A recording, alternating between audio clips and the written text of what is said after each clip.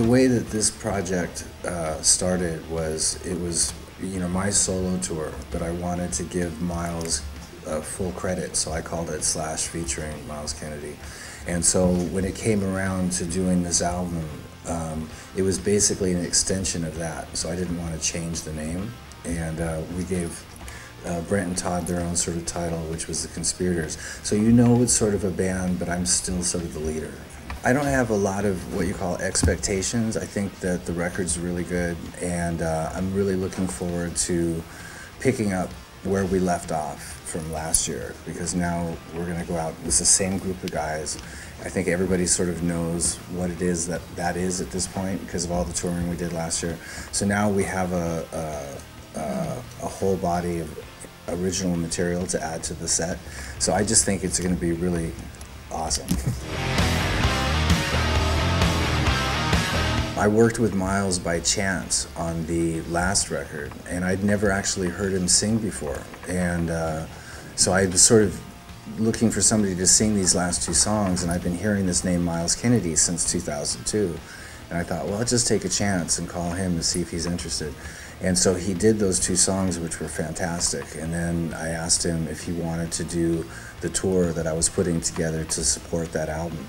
So he accepted the offer to do the tour, and we put together a set of Guns N' Roses material, Snake Pit material, Velvet Revolver material, and also songs from the last record with all those diverse, different types of vocals. And he handled it beautifully. And so it was during the tour that I thought if I was going to make another record, I would want to do it with Myles, as well as Brent Fitz and Todd Kearns, who played drums and bass respectively. So that's how that came together, and it's turned out to be a really, really positive, creative chemistry between myself and Myles and the other guys.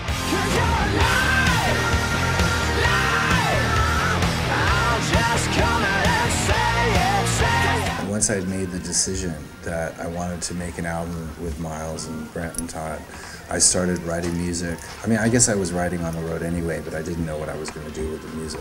And so now I focused all my attention to giving more and more music to Myles so that he could come up with ideas for lyrics and so on and so forth. So somewhere halfway through the tour, we made that decision that we were going to do a record at the end. And so it became very focused. The record cover is just a bunch of different stuff, different things that I like. It doesn't necessarily have anything to do with my guitar style. I mean, it has a guitar in the photo, it has my top hat in the photo, it has snakes in the photo, it has dinosaurs in the photo, and of course it has women in the photo. So it's more of a statement of my own perverse fantasy.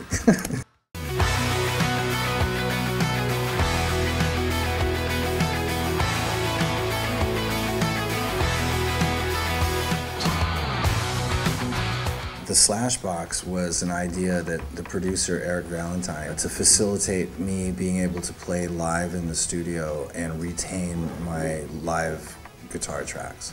What it did was it made it so that I could hear what everybody was playing through monitors instead of using headphones. He built a room within the room that the other guys were playing in that isolated me so that I could have monitors in there playing at maximum volume that wouldn't get into the other microphones. It works. The way that my playing's sort of evolved at this point is I've definitely gotten better as a guitar player. I'm more in control of what it is that I'm trying to express on the guitar, especially in the last I'd say in the last 7 years. I think I've really excelled a lot. But the way it seems to me is it's becoming easier for me to be able to express myself emotionally on the guitar, to have a feeling and instantaneously get it from my heart to my fingers, which the more experience you have, the more you get to know the fretboard and the more that happens. So that's where I think I'm growing as a guitar player, and I think that I've sort of broadened my horizons over the last few years in playing a lot of different styles and learning a lot of sort of different melodic techniques in different genres of music.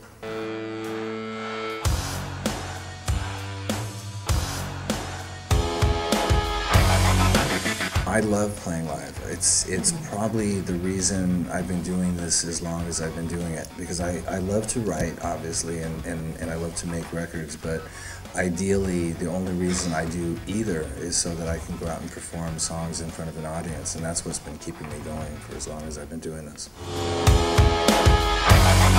Being at the Rock and Roll Hall of Fame in and of itself turned out to be a really great experience.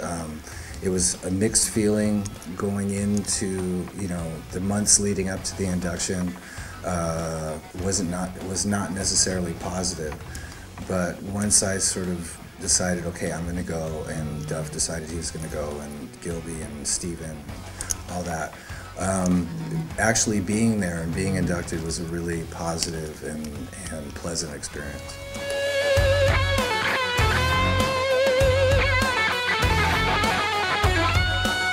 I would say that I'm definitely not as self-destructive, I guess, as I was. We still live in this sort of crazy sort of rock and roll business, and I've dragged my wife and my kids along with me, but they're pretty supportive. So yeah, I'd say I'm reasonably stable. You know.